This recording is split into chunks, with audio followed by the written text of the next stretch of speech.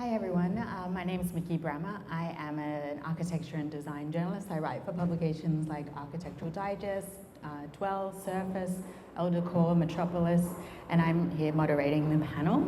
And I'll let our lovely panelists introduce themselves. My name is Ksenia Stanishevsky, and I'm the founder and the art director of Volvo Studios. We are producing handmade premium rugs, Norwegian design, so coming from Norway. Hello. Hi. Yeah, my name is Jørgen. I'm the CEO and the co-founder of Eikon, also from Norway. We produce or manufacture Norwegian design classics furniture, so from the mid-century, basically. Great. Well, it's great to have you here. I'm excited to chat with you. I'd love to start off, since this is a panel about wellness and Nordic design. What does wellness mean to each of you? Sure. I think of wellness as a lifestyle, and I think that is a very important value in a Nordic design and actually Nordic lifestyle generally, that we have work-life balance, that it is emphasis on health, and so both physical and psychological health. So it's a lot of attention is given to that kind of balance. And of course, closeness to nature is very important. So you can see the elements of nature throughout the Norwegian design and Nordic design and architecture. So the materials and tactility and durability are very important. So it's a very holistic approach. Yeah, I agree with everything Senna said, but it's also about being happy about whatever you do, because we feel when the designers from our time, like the 50s and the 60s, and also the contemporary, I think they have in their mindset that they wanted to design something that should really look good and feel good and be really comfortable. So I think wellness is also about being or bringing happiness into the design. Mm-hmm. And Nordic culture, in particular Nordic countries, have a reputation for wellness. I think I'm from Australia, but for the rest of the world it is kind of held up as a little bit of a paragon. Why do you think that is? What do you think the Nordic approach to wellness and design is, and how is that different from other cultures? I think mostly we can talk from I can talk from the Nordic perspective. I think it's very back to what I've said, about holistic design. When we're designing spaces and furniture, it's a lot about experience. So that is what is the dramaturgy, what is the ambience in the place. So you can see that both in residential projects and public buildings and stuff. So this kind of the journey that he goes through is very important. So it's not only about pinpointing something. It's about you're immersed into it, and then it's of course it's a challenge for the architects and for the designers actually to provide that kind of experience. I think, yeah. Yeah, and I think also where we come from in the Nordic, we have a lot of weather. So when we are out, working, or when people were out working in the old days, and also now these days for fishermen and farmers and whatever, I think they needed to have a calm, nice, relaxed, and then also a good place to have wellness in their homes. But it's not only about the design or the furniture business and the interior architect. It's also about everything they design. We would like to have a good place to be. I just would like to add something, because Nordic design is a lot about functionality. So it's actually also coming back from, back in time when people were not so well off. So it's about functionality, and then aesthetics are usually very kind of clean. So it's also the traditional approach to it, and it's still very prominent in modern times. So we still have that, although we can afford more. It's still kind of the simplicity, functionality, and aesthetics go together. Mm-hmm, mm-hmm. And I know traditionally when we talk about wellness or designing for wellness, people might think of spas or medical centers and things like that, but in reality, every space should be designed with wellness in mind. And I think that's something that Nordic countries do well. What do you think are the key questions that designers need to ask themselves when approaching a space or approaching a product in terms of wellness? I think they need to ask themselves, what are we going to do here? How are we going to approach this space? And how are we, and who is going to work in this space or be in this space? Because it's really important to define what kind of space are we trying to make. And always have in mind that you should put in some kind of wellness or like happiness, because we see it in ordinary like office buildings in Norway these days. A lot of people are trying to bring their home into the office, so they would like their employees to be there, be happier and be there for more hours and be happier on the work. So I think it might be that they need to define it, and just not for only for tomorrow, but for a longer term, so they can have the space for a longer term. I very much agree. I think we also see the trends kind of emerging after the COVID. So it's like more transitional, as you say. It's about also how to attract people back to the offices and back to social places. You know, so you have to offer something extra. And we see that it's also more about flexibility and actually, you know, what do you do during the day? So your day is very varied. So we see now the office buildings that have roof gardens, they have, instead of canteens, they have like the full food court, they have social zones which are completely differently articulated than before, and that is also wellness. So I think as seeing the wellness as throughout our life, throughout our day rhythms, you know, it's very important. So of course spa is very nice always, but that is a very small niche compared to what we want, you know, what we need during the life, you know, living basically. And do you think similar to in terms of sustainability, you know, there's greenwashing and companies who are saying they're doing things but aren't necessarily doing them authentically. Do you think there's an equivalent with wellness? Do you think there's companies that are saying they're incorporating wellness into their design that maybe aren't? In Norway, I've been working in the construction industry before, actually. So it's very strict regulations and requirements, and you have to provide certificates all the way. So it's actually not so easy to greenwash. So, and I think it's very good because it's actually put requirements on the suppliers, including ourselves, actually, that we have to do that. I think one of the challenges that, for example, my company is still meeting is like the transport, and which is like outside my domain, but still I would like to have more sustainable ways to transport my goods. So I think it's also seeing how industries can collaborate to get a less footprint.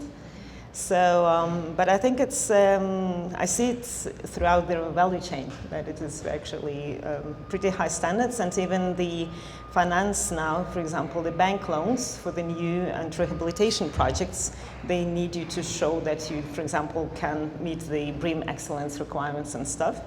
So it's actually very good.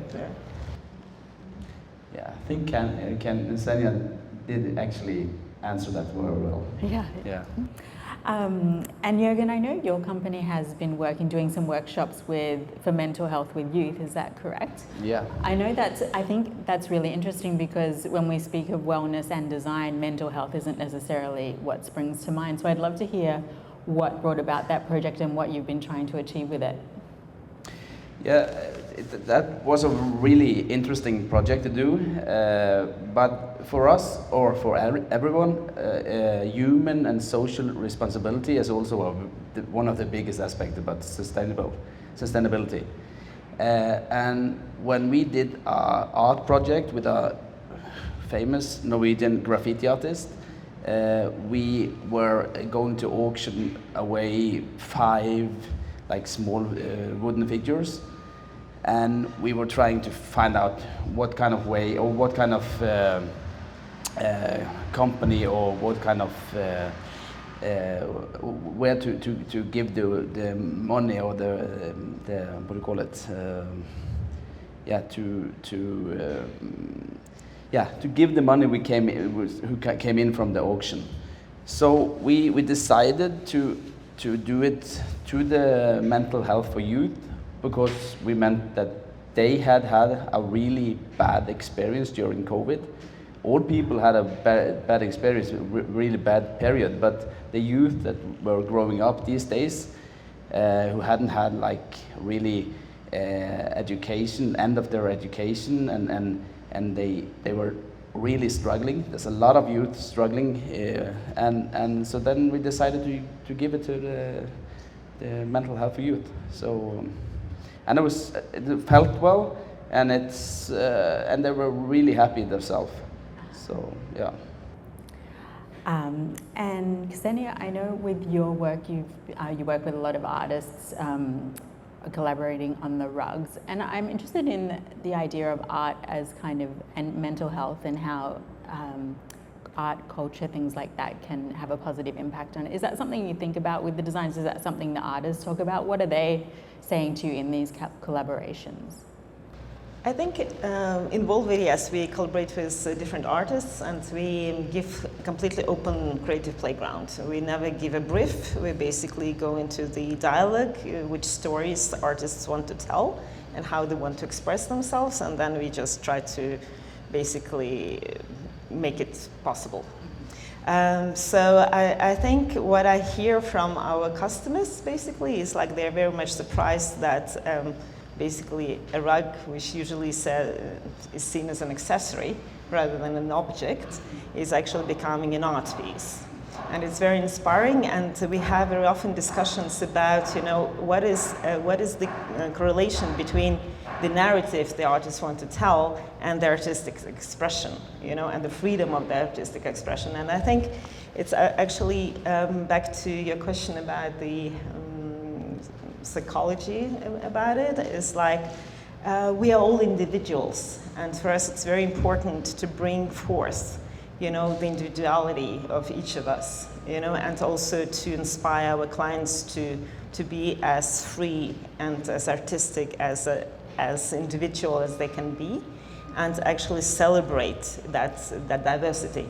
And I think it's very important in our world that, you know, especially now, as you were mentioning, so many people who are struggling, that all these personal narratives and expressions come forth, and they actually get into the light, and they get expressed, and they been seen. Mm-hmm.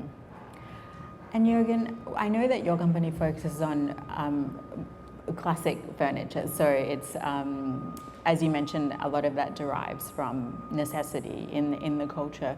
But what do you think what can we learn from those designers now in terms of health, wellness, and things like that in design, in furniture design, do you think? I'm really not sure, but I think maybe on that time, in the 50s and the 60s, they had much more time, and they didn't have, I think most of the designers who are designing products today, they have a budget. And if they really feel that they can't express themselves in the best possible way, like design-wise, the budget will drop, or make the design in not the best way possible for the designer and the furniture brand, or the brand who's going to make it. So in the old times, when the designer in the 50s and 60s, they were designing for themselves. A lot of designers do that today as well, but they often do it because they have engaged by a company to do some kind of design. So for my furniture, we mean that all of them are really comfortable, they look good, and they have the good design. And I think that's one of the reasons, is that because of the designer had much more time and could focus on the design and also yeah, the comfort of in my company. So most of the furniture are chairs, but still in all kinds of design, I think they weren't like that into a rush like many of the designers today are.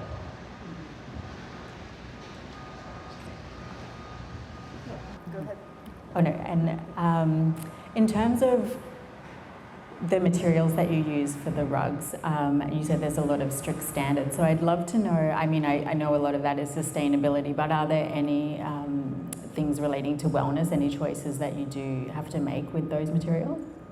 Well, we use only natural wool and vegetable viscose. And also, like, all the backings and stuff are biodegradable, and so the rugs are basically sustainable. And of course, you know, natural materials, they have completely, in my opinion, they have completely different feel to them. Especially, for example, woolen rugs, they really give this warmth, and viscose gives a little bit of a coolness. We put a lot of emphasis on tactility of the rugs, so many of them are three-dimensional. That's also because we want, you know, to perceive rug on a distance, you know, like a piece, and then we come closer and you can sit in it and you lie on it, and you know, like you touch it. That's a completely different experience, micro experience. And of course, you know, wool then gives this kind of, it's breathing and stuff. So I think, yeah, I'm a kind of a big fan myself. So I think it's interesting also to show what we can do with the materials in a more innovative way. You know, that's why, like, we combine, you know, like I'm industrial designer myself, so I have this technical approach, and then we work with artists, and then we have, of course, the craftsmen, and they tell us what we can, what we cannot do. So it's a very teamwork, and so to do the best out of the projects, yeah. And Jürgen, in reissuing the chairs or the furniture that your company does, have you had to make changes in materials based on how things have changed?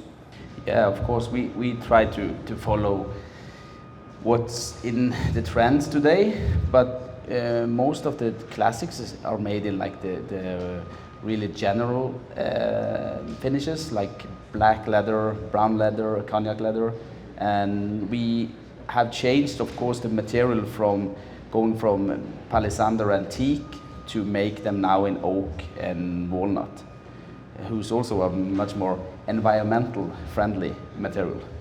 But in terms of fabrics and leather, we try to play a little bit with them and try to make them as 2022 and not 1950s and 60s. So people can actually get a brand new with new materials, but it's a classics from the 50s and the 60s. And what would you say, I know you both don't specifically design for wellness, but let's say with social responsibility, what are the greatest challenges of designing with that in mind and really trying to be purposeful about what you do? Because I think that's something that's really key to Nordic design is having that purpose. I think what we experience is like, usually it comes back to the project budget, you know, like when we supply rugs, for example, for bigger projects, you know, we get cuts, so we cannot basically deliver the quality and the experience we want because, you know, the entrepreneurs, you know, or like the construction industry just cuts it down, and usually, and I think it's important what you were saying is like that we actually, it depends on where we want, you know, the quality of design to show. You know, in the building, some areas are very functional, you know, that's fine. But if you want to emphasize some experiences, like a lounge or rooms or social zones, I think it's important to invest in good design and also durable design, you know, because it shows and it feels, you know, and it gives different experience and different ambience. So I would kind of encourage you to rethink about, you know, what is actually the parameters of the projects usually, you know, like, and I think on a bigger scale, you know, like if we invest in good design and it's there for decades, you know, it's worth it. Your thoughts on that? Yeah, if you're talking about the social responsibility, so we are also doing whatever we can in our company to put effort into to do it as who take our position to do it as best as possible for all the people and all the humans that are in our value chain and doing production. So we actually we're not putting demands on our suppliers, but we try to have control of as much as we can. And in the Nordic countries, there aren't any or many who's like not doing this in a good way, because this is like in our DNA to do it proper.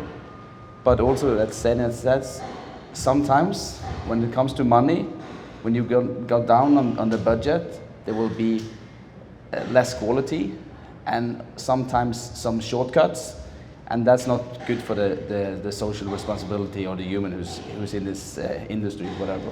So, but if people like to buy like good quality, high quality, and long-term furniture or products, they will last, and they don't need to buy it twice, because we tell them if you buy cheap, you buy it twice or 3 times, whatever. I just wanted to add, I think it's very important, as you're saying, in the value chains, how everything is interconnected. And so back to your questions earlier, what we see is the requirements for sustainability actually, shoot that requirements deeper into the value chain, to the suppliers, as you say. And then they have to, organize their operations such that they can actually meet these requirements, including the social responsibility. So that is very good, like how the end consumer or the requirements of the industry actually affect the value chains, all generally. So I think the transparency requirements as well are very important. So that we, for example, show our stories, what is happening behind the scenes, and that actually gives more credibility. And I think it's very important also to celebrate those people who are actually making all these things by hand. Yeah, we actually have one of our values in the company is honesty. So we could actually show whatever the clients or the partners, whatever they would like to know. Of course, we don't show them everything in like some production-wise, because of our competitors, but we can show whatever they want in terms of how we produce things and who we work with and whatever. And I think that's also one of the key points in today and in the future, to be as sustainable as possible. And on that topic, I know one of the controversies that comes with, designing for wellness or wellness-focused companies is that they have that brand and, they're working on that for the consumer, but their actual employees are burned out and not so well. So I'd love to know, as people running companies, how you kind of approach that with your employees in mind as well. It sounds like it is built into your businesses. Well, I have an innovative business model. I don't have employees as such. I have a virtual organization which is spread around the world, actually, where I just use different specialists to do the different tasks, which is interesting. That model actually was made during the COVID pandemic, and I'm actually continuing it with it. So my marketing, for example, is in Philippines, and my assistant is actually in Ukraine.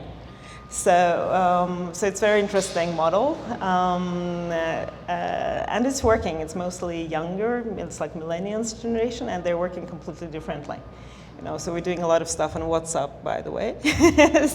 But you have employees and stuff, so.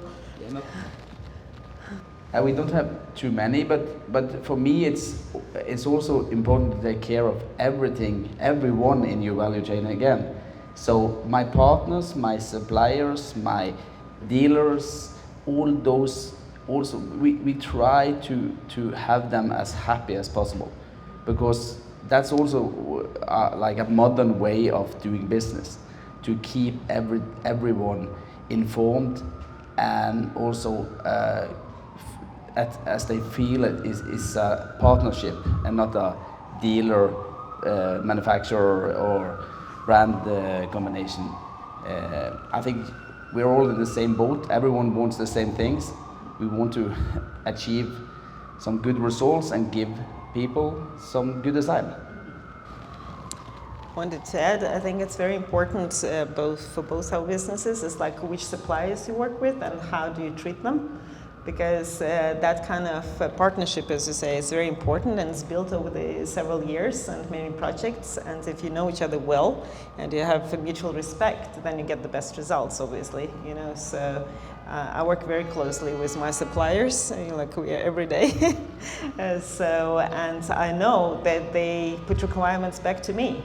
And I really like that, you know, so it's not that you just outsource something and that's it, you know, they actually challenge me and that's how we improve each other. Yeah. Great. I think it's about time to wrap up, but I'll put you on the spot with one last question. I'd love to know, in your own lives, what's one key change you've made to kind of bring more wellness into your own life? Yeah. For us, both, I shouldn't answer for Senja, but for myself and for younger companies, we're always in a rush. Like it's a really busy days. We do a lot. It's working from not from 9 to 5. Actually it's the whole it's 24/7. So for me to give myself and my family more wellness is to just put some time off. And in Norway, we love to walk and have a walk in the nature, just going out in the mountains, in the fjords, in boats, whatever, and just take some time off and think about something else.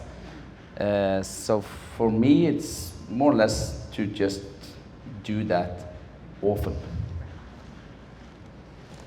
Well, actually, for me, starting Volvid was that life-changing thing. I was on the verge of a burnout because I was working in the corporate world for 10 years and in the construction industry as a consultant. So I was basically hitting the wall, and then I, quit and started Volvid on my own terms. Both working flexible hours, working remotely, doing things I love, and actually just going for my dream. That's wonderful. Well, thank you so much, and thank you for your great insights. I really appreciate it.